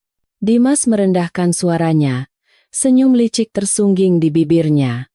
Rencananya begini. Saya akan panggil perempuan itu ke kantor dengan alasan melengkapi berkas. Saat itu, saya akan coba mengulur waktu atau membujuknya menandatangani surat kuasa pengecekan aset. Anda ikuti saya, dan saat saya beri sinyal, langsung sergap dia. Orang kalau panik, pasti akan mengeluarkan semua yang dia sembunyikan, entah itu surat berharga atau yang lainnya. Memang Pak Dimas yang terbaik. Kali ini, Anissa pasti mati di tangan saya. Rahmat tertawa penuh kemenangan. Saya diam-diam menyelinap pergi. Jantung saya terasa mau copot. Di tangan saya, ada ponsel yang berisi bukti penting. Semuanya menjadi jelas. Dimas telah menjual saya hanya demi 50 juta rupiah. Dia tidak hanya melanggar etika profesi pengacara, tapi juga menjadi kaki tangan dalam rencana perampokan. Saya merasa jijik, tapi bersyukur bisa mengetahui sifat aslinya lebih awal. Saya segera mengirim pesan kepada penolong anonim saya, beserta foto yang baru saja saya ambil. Bukti sudah saya dapatkan.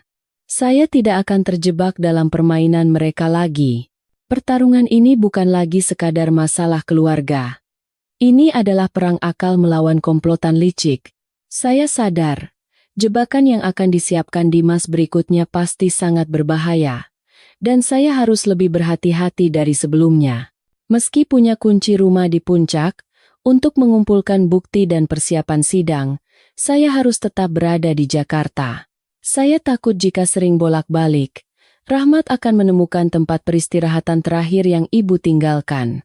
Jadi, saya memesan kamar di sebuah hotel bintang 3 untuk beberapa hari. Saya pikir tempat dengan staf 24 jam dan CCTV akan lebih aman daripada losmen kumuh. Tapi saya meremehkan kelihayan Dimas Handoko. Pagi itu, Dimas menelepon. Suaranya masih terdengar ramah dan profesional. Mbak Anissa, pihak pengadilan meminta kelengkapan data identitas mendesak. Bisa tolong datang ke kantor sekarang dengan membawa dokumen asli? Atau kalau Mbak sibuk, saya bisa datang ke tempat Mbak. Saya tahu ini jebakan. Tujuannya adalah untuk memancing saya keluar atau mengetahui lokasi saya. Saya memutuskan untuk mengikuti permainannya. Saya berbohong dengan mengatakan ada urusan dan baru bisa datang sore hari. Saya butuh waktu untuk memikirkan cara menghadapinya. Namun, ada satu hal yang saya lupakan. Di antara berkas yang pertama kali saya serahkan pada Dimas, ada salinan bukti transaksi bank saat saya membayar biaya hotel. Meski saya sudah berhati-hati, dengan mata seorang profesional, Dimas berhasil menemukan nama hotel tempat saya menginap. Sekitar jam 2 siang, setelah bertemu dengan seorang teman lama untuk meminta nasihat hukum, saya kembali ke hotel. Saat memasuki lobi, saya melihat seorang resepsionis wanita sedang menunduk melihat ponselnya. Raut wajahnya tampak cemas. Melihat saya, dia terkejut dan tersenyum canggung. Mbak Anissa, sudah kembali. Tadi ada yang mengaku sebagai pengacara Mbak, datang ke sini. Katanya ada dokumen mendesak yang harus diambil. Dia menunjukkan kartu identitas pengacara dan bicaranya sangat meyakinkan, jadi saya berikan kunci cadangan dan mempersilakannya menunggu di kamar. Seluruh darah di tubuh saya terasa membeku. Apa? Anda memberikan kunci kamar saya pada orang asing? Iya. Soalnya beliau bilang beliau pengacara pribadi Mbak. Beliau juga menelepon Mbak di depan saya, tapi tidak diangkat. Resepsionis itu tergagap. Saya tidak punya waktu untuk menyalahkannya. Firasat buruk menyelimuti saya. Dimas tidak mungkin datang sendirian. Rahmat pasti bersamanya. Saya berlari menuju lift. Lalu berhenti.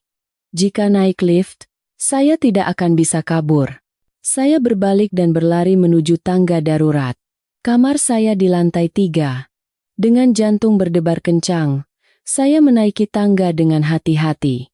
Melalui celah pintu darurat di lantai 3, saya mengintip ke koridor. Pintu kamar saya sedikit terbuka. Dari dalam, Terdengar suara barang-barang diobrak-abrik dan umpatan Rahmat yang familiar. Sialan, cari yang teliti. Pasti sertifikat dan buku tabungannya disembunyikan di sini. Koper ini sudah kuobrak-abrik, tidak ada. Diam, jangan berisik. Itu suara Dimas. Sebentar lagi dia pulang. Kau sembunyi di belakang pintu. Aku akan berpura-pura menunggunya di sini.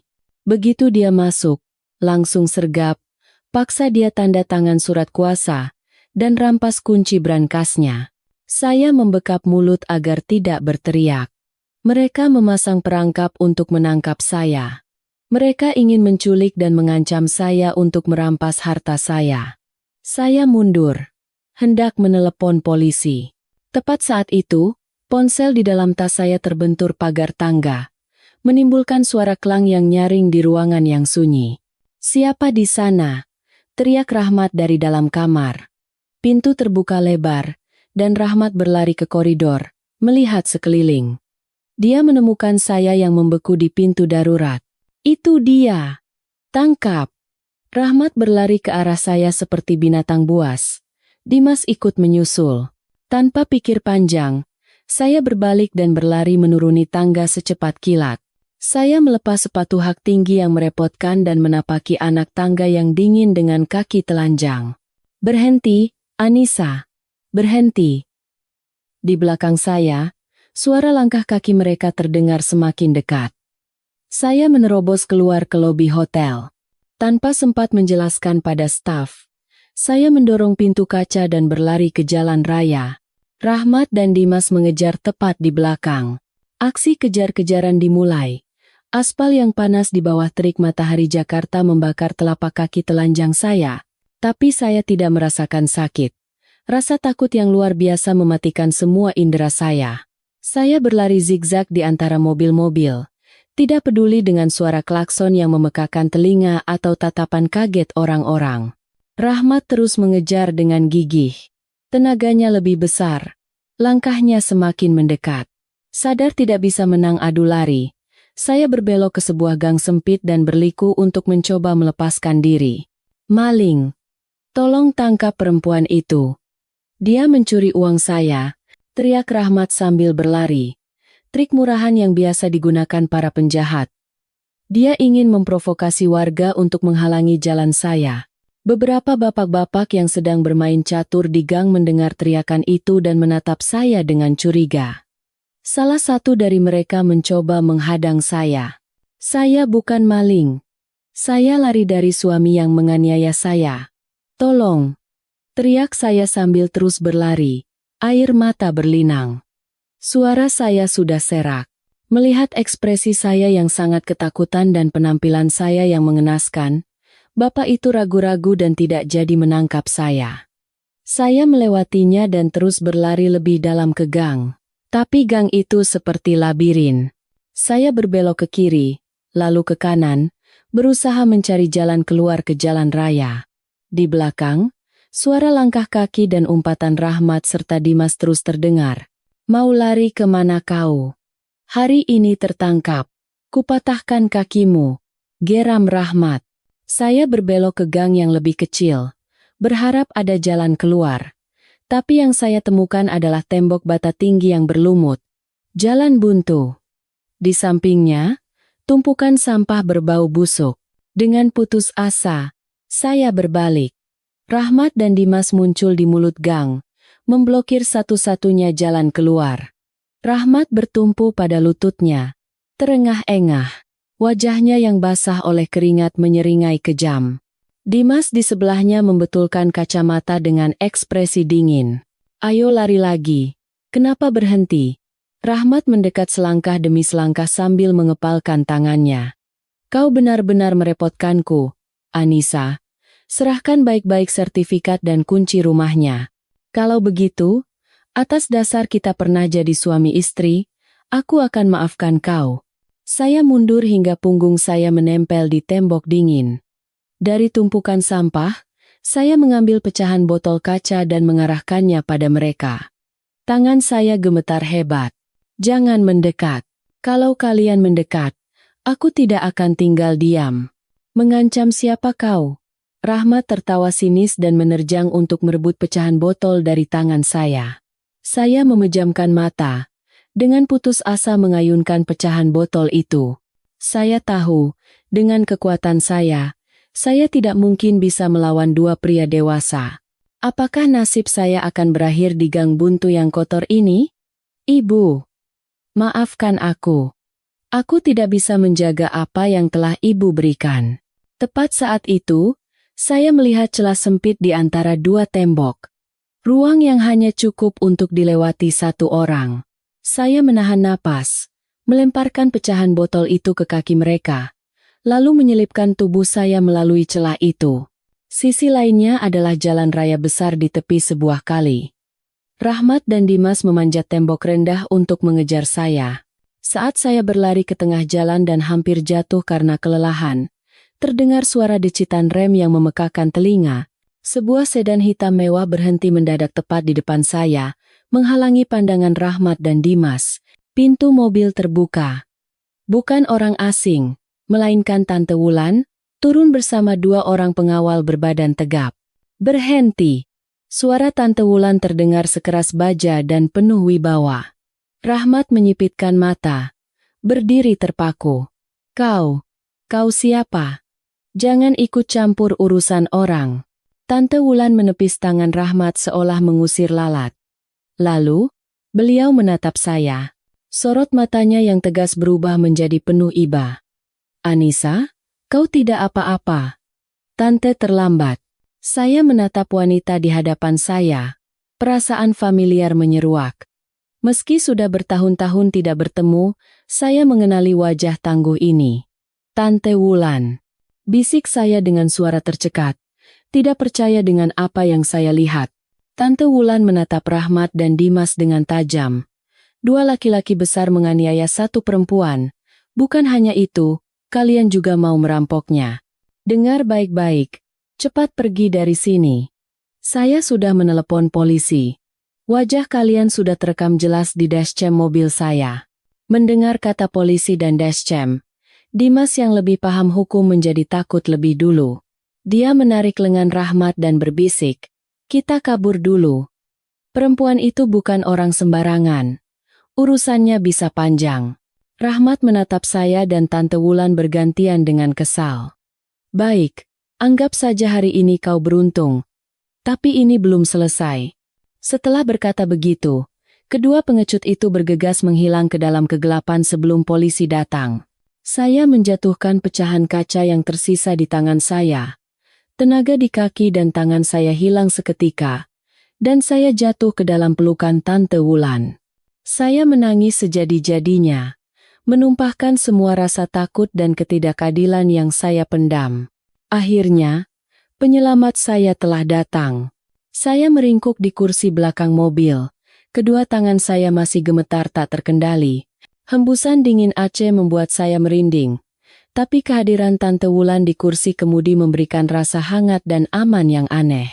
Beliau mengemudi dengan tenang. Sesekali menatap saya melalui kaca spion dengan sorot mata penuh simpati.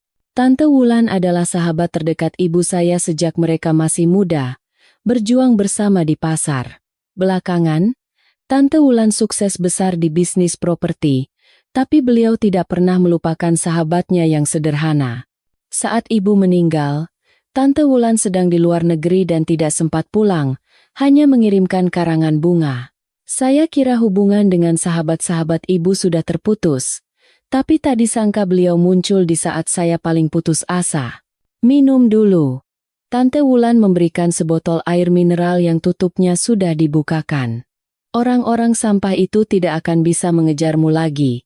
Aku sudah bilang akan menelepon polisi." Orang seperti Rahmat dan pengacara palsu itu, dengar suara sirene saja pasti sudah lari tunggang langgang. Saya minum seteguk air, dan setelah sedikit tenang, saya bertanya, "Tante, bagaimana Tante tahu saya dalam bahaya di sana? Dan pesan-pesan aneh yang datang akhir-akhir ini?" Tante Wulan menghela napas dan menjelaskan dengan tenang. "Pesan itu Tante yang kirim. Selama beberapa hari ini, Tante diam-diam mengawasimu. Kenapa tidak muncul lebih awal? Jangan salahkan Tante ya. Ini semua adalah wasiat ibumu. Saya menatap Tante Wulan dengan kaget. Ibu, merencanakan semua ini juga? Iya. Ibumu tahu kau terlalu baik dan sabar. Beliau khawatir, kalau Tante langsung membantumu, kau tidak akan pernah melihat sifat asli keluarga mertuamu sampai tuntas, dan hatimu akan luluh lagi untuk memaafkan mereka.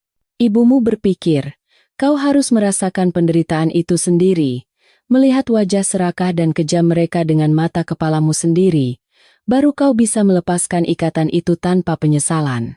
Suara Tante Wulan terdengar tercekat. Saat ibumu di rumah sakit, beliau menitipkanmu padaku. Wulan, katanya, kalau aku pergi, Anissa akan sendirian dan kesepian. Tolong jaga Anissa untukku. Kalau mertuanya baik, biarkan dia hidup tenang. Tapi kalau mereka mendorong Anissa sampai ke jalan buntu, tolong kau bawa dia ke rumah di puncak dan lindungi dia. Air mata saya kembali tumpah. Setiap langkah saya, setiap penderitaan yang saya alami, ternyata berada dalam rencana penuh kekhawatiran dari ibu.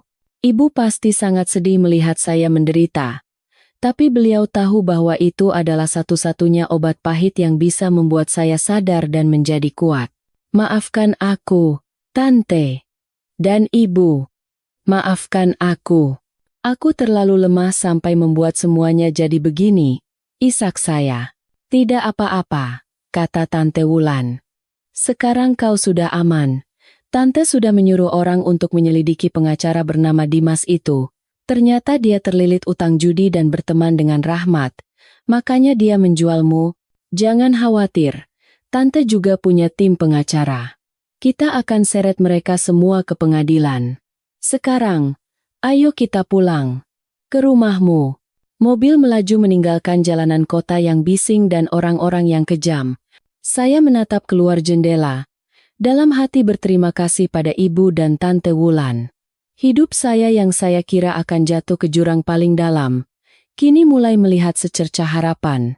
Mobil meninggalkan hiruk-pikuk Jakarta dan memasuki jalanan puncak yang dinaungi pepohonan hijau.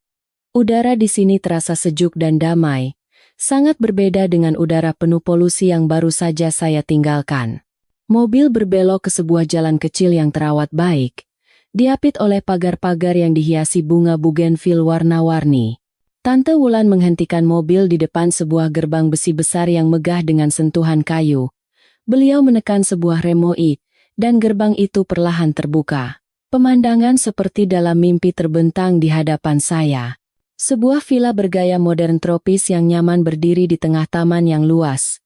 Saya turun dari mobil, menjejakkan kaki telanjang saya di atas jalan setapak dari batu bata yang sejuk. Tante Wulan memapah saya masuk ke dalam rumah. Interiornya tertata dengan sangat rapi. Dari perabotan kayu yang mengkilap hingga TV layar besar, semuanya ditempatkan dengan sempurna.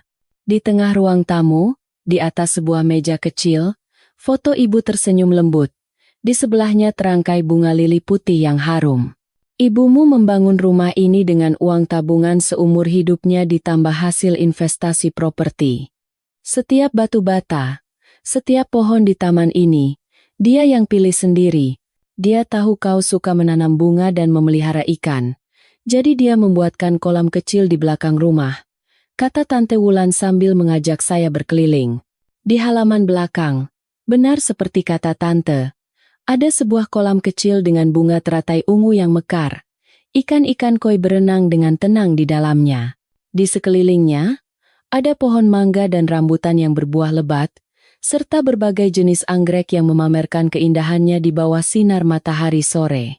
Ini adalah surga yang diam-diam ibu ciptakan untuk saya. Tempat di mana ibu berharap saya bisa hidup dengan damai, tanpa perlu khawatir tentang uang atau perlakuan mertua. Di tengah taman ibu, saya menangis sejadi-jadinya. Semua rasa sakit dan kesedihan yang saya pendam meledak keluar. Saya menangis karena begitu merindukan ibu, karena begitu bahagia, dan karena menyesal tidak mengetahui pengorbanan sebesar ini lebih awal. Menangislah. Keluarkan semuanya. Kalau hatimu sudah lega, kita mulai lagi dari awal. Tante Wulan menepuk-nepuk bahu saya. Tante akan tinggal di sini beberapa hari menemanimu. Pakaian dan semua kebutuhanmu sudah Tante siapkan. Sekarang, mandilah dan istirahat. Nanti malam, kita makan sayur asam dan ikan asin kesukaan ibumu. Malam itu, makan di rumah yang hangat dengan masakan Tante. Tenggorokan saya terasa tercekat. Ketenangan ini adalah perasaan yang sudah sangat lama hilang dari hidup saya. Tante Wulan menceritakan banyak hal tentang ibu, tentang rencana-rencana yang belum sempat ibu wujudkan. Kami juga berdiskusi tentang rencana ke depan. Tante akan memperkenalkan saya pada keponakannya yang seorang pengacara hebat untuk mengurus gugatan cerai dan menuntut mereka yang telah menyakiti saya. Malam itu, saya berbaring di tempat tidur yang empuk dengan aroma kayu yang menenangkan. Untuk pertama kalinya dalam beberapa hari, saya bisa tidur nyenyak tanpa mimpi buruk. Saya tahu badai di luar sana belum berakhir. Tapi di sini, di tempat yang diliputi oleh cinta ibu dan tante, saya mendapatkan kekuatan untuk menghadapi segalanya. Hari-hari damai di puncak berlalu dengan cepat. Saya perlahan pulih, baik fisik maupun mental. Setiap hari saya merawat tanaman di taman dan ikan di kolam, layaknya seorang pemilik rumah sejati. Namun, seperti yang diperkirakan Tante Wulan, pohon ingin tenang tapi angin tak mau berhenti. Keluarga Rahmat, yang gagal menemukan saya dan merampas uang, mulai menyerang saya dengan strategi licik lainnya, melalui media sosial. Pagi itu, saat saya sedang merapikan rambatan bunga mawar, Tante Wulan keluar dengan wajah serius sambil membawa ponselnya. "Anissa, lihat ini. Manusia-manusia itu benar-benar lebih rendah dari binatang." Saya menerima ponsel itu. Di layar, sebuah unggahan panjang dari Maya di Facebook sedang viral dan menyebar cepat ke berbagai grup komunitas. Judulnya sangat provokatif. Viral. Menantu durhaka kabur dengan pria lain membawa uang lotre 3 miliar. Ibu mertua yang sakit parah ditelantarkan. Dalam tulisan itu, Maya dengan lancang berbohong, menuduh saya berselingkuh dengan seorang pengacara, membawa kabur seluruh harta keluarga, dan menganiaya ibu mertua hingga harus dirawat di rumah sakit sebelum saya menghilang. Bahkan, foto-foto yang diambil diam-diam oleh Dimas Handoko saat saya berbicara dengannya dilampirkan sebagai bukti perselingkuhan. Foto saat Ibu Ratna pingsan setelah pertunjukan teh jagungnya juga diunggah, membuatnya tampak sangat menyedihkan. Di kolom komentar, ribuan orang yang tidak tahu kebenarannya menghujani saya dengan sumpah serapah. Menantu seperti ini harus kena azab. Perempuan tidak tahu diri, curi uang buat senang-senang sama laki-laki lain. Tangkap saja, hajar biar kapok. Nomor ponsel baru saya, yang hanya diketahui oleh Dimas, mulai dibanjiri pesan ancaman dari nomor-nomor tak dikenal. Jelas sekali Rahmat dan Dimas yang menyebarkan nomor saya di internet. "Mati saja kau, penipu. Bayar utangmu, perempuan jalang. Kau sembunyi di mana? Kalau ketemu, habis kau." Saya membaca setiap pesan dengan tangan gemetar karena marah. Darah saya terasa mendidih. Mereka tidak hanya ingin merampas uang saya, tapi juga ingin membunuh karakter saya di mata dunia. Mereka ingin memojokkan saya, menginjak-injak harga diri saya, dan membuat saya tidak punya muka untuk bertemu siapapun. "Tenang, nak." Tante Wulan merebut ponsel itu dan menenangkan saya. "Mereka sengaja memprovokasimu. Mereka ingin kau panik dan muncul. Melawan netizen sekarang hanya akan merugikanmu. Mereka itu keroyokan. Tapi, Tante, saya tidak bisa membiarkan mereka memfitnah saya seperti ini. Mereka memutarbalikkan fakta dan menjadikan saya penjahat. Saya tidak terima," kata saya dengan air mata berlinang. Tidak bisa menahan amarah. Pembalasan sejati itu tidak perlu terburu-buru. Semakin kau diam, semakin gila mereka. Tante sudah meminta keponakan Tante, pengacara Bimo, untuk mengumpulkan semua unggahan ini sebagai bukti. Ini jelas pencemaran nama baik dan fitnah. "Tenang saja, kebenaran pasti akan terungkap," bujuk Tante Wulan, tapi hati saya terasa terbakar. Saya tahu betapa menakutkannya opini publik di internet. Ia bisa mengangkat seseorang menjadi pahlawan, atau dalam sekejap menyeretnya ke lumpur. Saya takut teman-teman dan rekan kerja lama saya akan mempercayai kebohongan itu. Saat saya sedang putus asa, ponsel Tante Wulan berdering. Telepon dari kepala panti asuhan Mawar. Bu Wulan, Anissa ada di sana? Tolong sampaikan padanya untuk tenang dulu. Saya baru saja melihat unggahan tidak masuk akal itu di internet. Keterlaluan sekali. Suara ibu kepala panti terdengar penuh amarah. Anak itu sedang sangat sedih sekarang. Mereka benar-benar memojokkannya, jawab Tante Wulan. Tolong sampaikan padanya jangan khawatir. Saya punya sesuatu. Kemarin, saat membereskan barang-barang peninggalan almarhumah Lastri, saya menemukan sebuah kartu memori kecil di buku catatan kegiatan sosialnya. Karena penasaran, saya buka, dan saya tidak percaya dengan isinya. Ini adalah bukti kunci yang bisa membersihkan nama Anissa dan menjebloskan sampah-sampah itu ke penjara. Saya yang mendengar percakapan itu dari dekat, menempelkan telinga saya ke ponsel. Jantung saya berdebar kencang. Ibu meninggalkan sesuatu lagi? Bu? Apa isi kartu memori itu? Tanya saya dengan tidak sabar. Anissa. Di dalamnya ada rekaman video CCTV, kata ibu kepala panti dengan tegas. Ibumu, beberapa bulan sebelum meninggal, diam-diam memasang kamera tersembunyi di ruang tamu dan dapur rumah kalian. Sejak kesehatannya menurun dan sikap mertua serta suamimu mulai mencurigakan, beliau merekamnya untuk berjaga-jaga.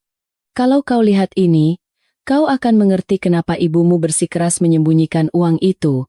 Saya akan segera mengirim orang untuk menjemput ibu sekarang juga, kata Tante Wulan dengan cepat. Dengan kartu memori itu, kita akan membalikan keadaan. Saya mengepalkan tangan. Ada harapan. Ibu benar-benar malaikat pelindungku. Kurang dari 2 jam kemudian, sopir Tante Wulan sudah tiba di puncak menjemput ibu kepala panti. Beliau membawa sebuah amplop kecil. Di dalamnya, ada sebuah kartu memori hitam yang kecil namun terasa seberat ribuan ton. Kami berkumpul di sekitar laptop di ruang tamu.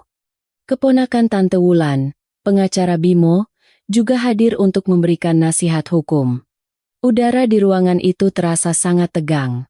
Dengan tangan gemetar, saya memasukkan kartu memori itu ke dalam card reader dan menyambungkannya ke laptop. Di layar, muncul puluhan file video yang diurutkan berdasarkan tanggal. Saya mengklik sebuah file yang direkam sekitar seminggu sebelum ibu meninggal.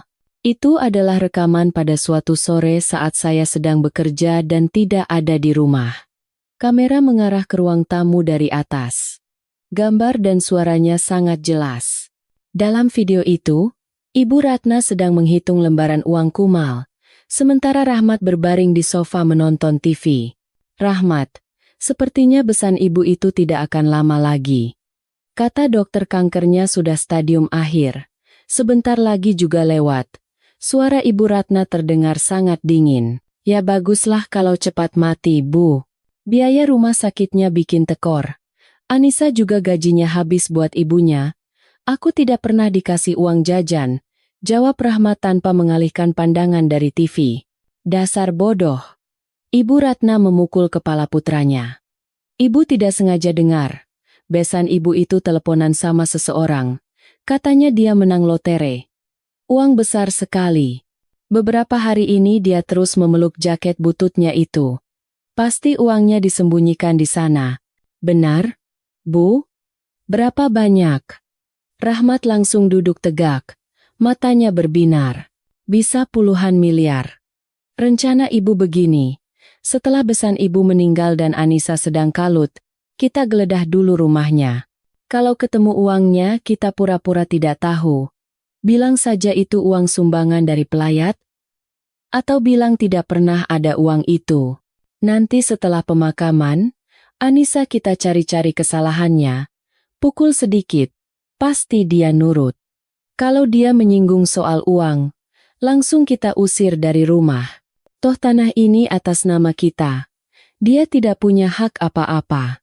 Ibu hebat sekali. Tapi kalau dia menuntut kita, bagaimana? Tuntut apa? Anak itu penurut sekali, Sama aku saja dia tidak berani macam-macam. Ancam cerai saja dia sudah gemetaran. Dengan uang itu, kita bisa bangun rumah baru, beli mobil, dan kau bisa cari istri baru yang lebih cantik. Saya menatap layar, kehilangan kata-kata. Air mata mengalir, bukan karena sedih, tapi karena jijik. Bahkan saat ibu masih hidup, mereka sudah merencanakan untuk merampas hartanya dan berharap ibu cepat meninggal. Semua penganiayaan dan makian setelah pemakaman bukanlah kemarahan spontan, melainkan skenario yang sudah mereka siapkan. Saya membuka file lain. Ini adalah rekaman suara terpisah. Di tengah suara bising pasar, suara Ibu Ratna terdengar jelas. Dia sedang berbicara dengan seorang pria yang sepertinya adalah penjual lotere. Pak, nenek-nenek yang sering pakai jaket haki itu, tempo hari beli lotere di sini kan? Katanya menang hadiah utama. Ya? Maaf, Bu. Informasi pembeli rahasia. Ayolah Pak.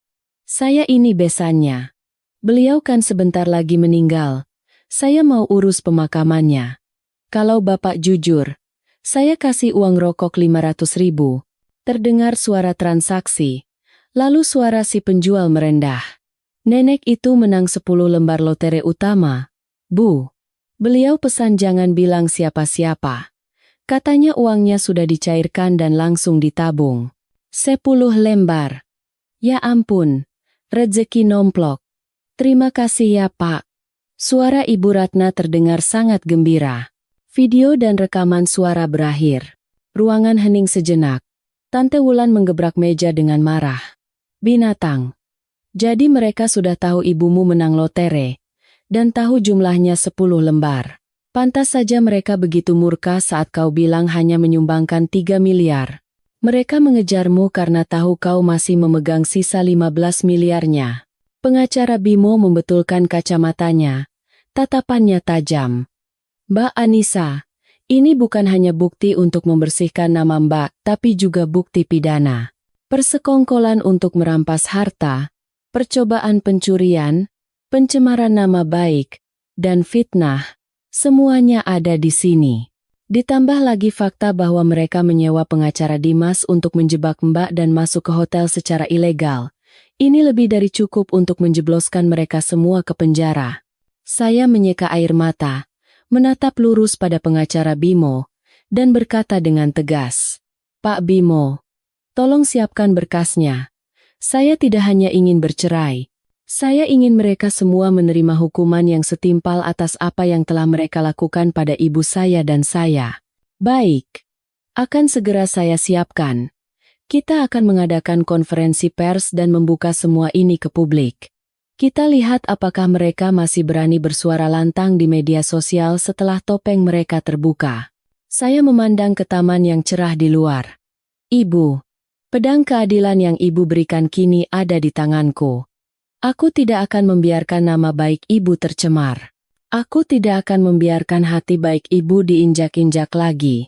Waktu penghakiman telah tiba. Dengan bantuan pengacara Bimo dan Tante Wulan, saya memutuskan untuk tidak lagi diam dan bertahan. Alih-alih meladeni perdebatan kusir di Facebook, saya memilih untuk menyerang secara frontal, terbuka, dan mematikan. Mengadakan konferensi pers yang disiarkan secara langsung. Lokasinya adalah kantor pengacara Bimo di kawasan Sudirman. Tepat jam 9 pagi, semua persiapan selesai. Para wartawan dari media-media ternama telah memenuhi ruangan.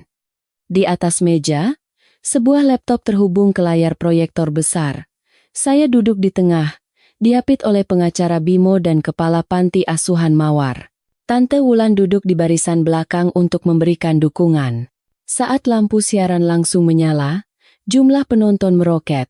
Sebagian besar adalah orang-orang yang selama beberapa hari terakhir telah menghujat saya. Mungkin mereka penasaran, pembelaan apa yang akan disampaikan oleh si menantu durhaka.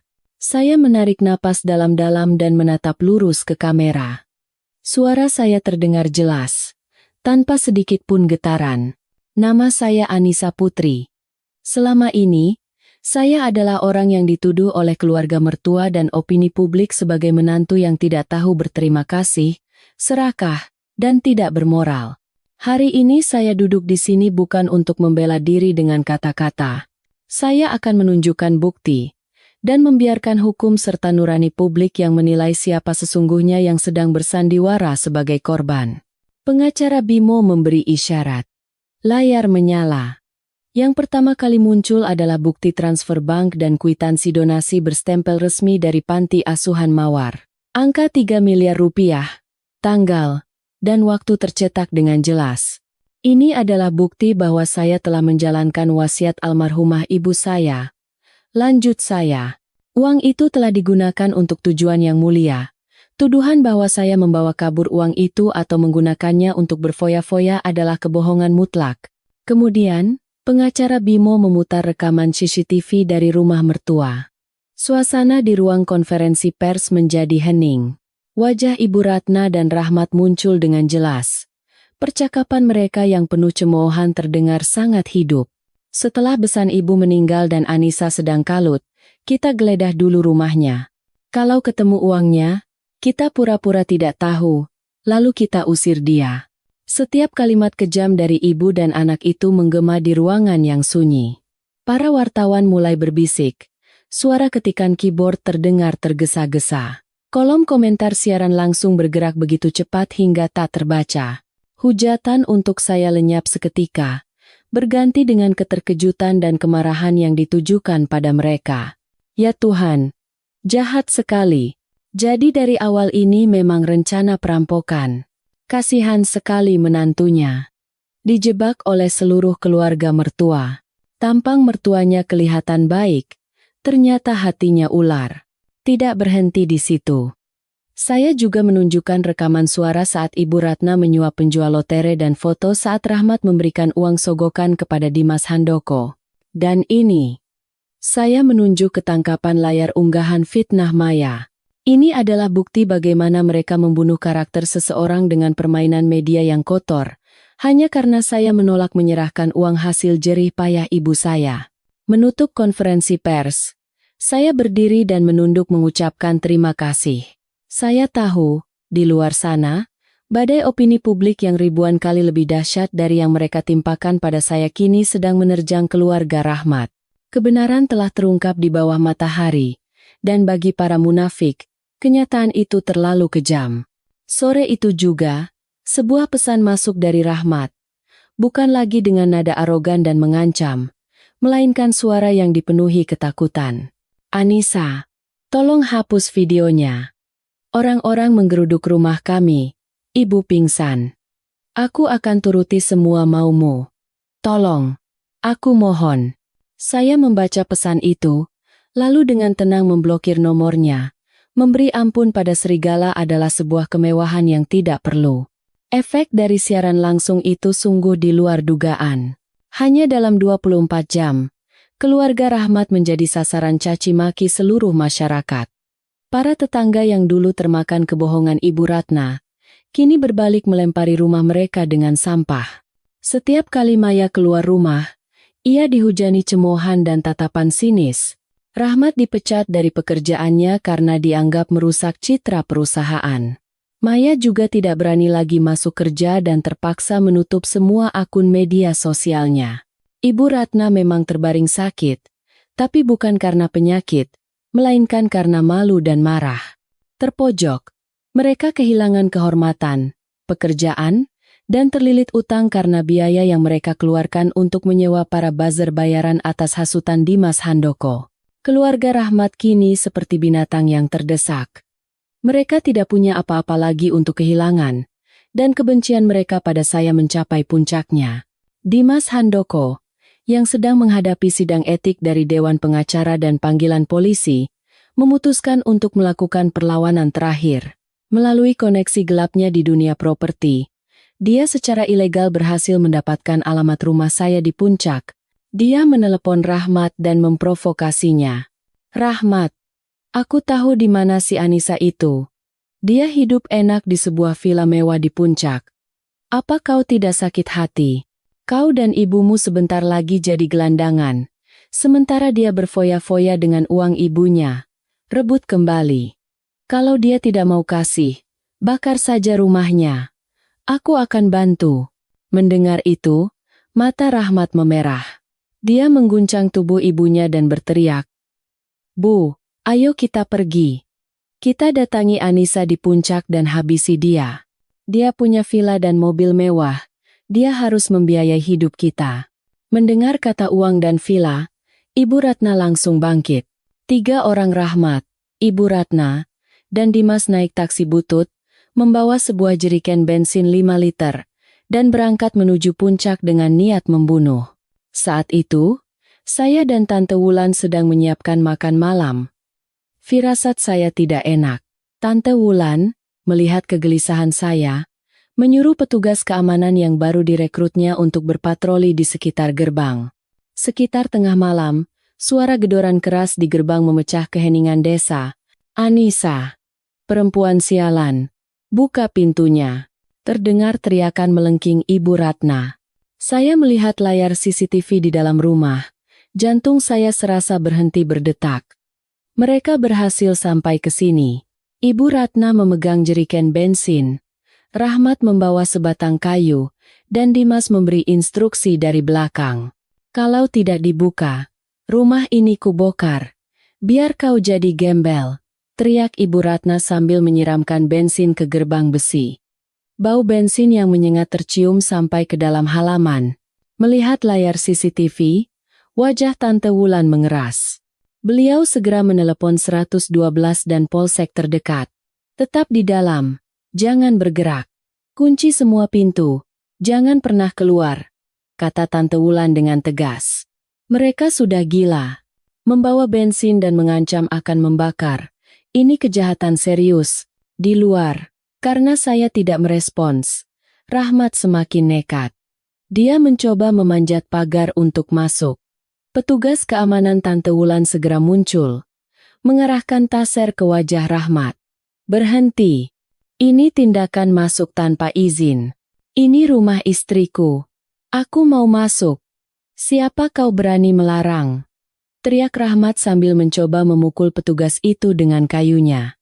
Tapi, meski badannya besar, dengan satu gerakan, petugas itu berhasil memelintir tangannya dan membuatnya tersungkur ke tanah.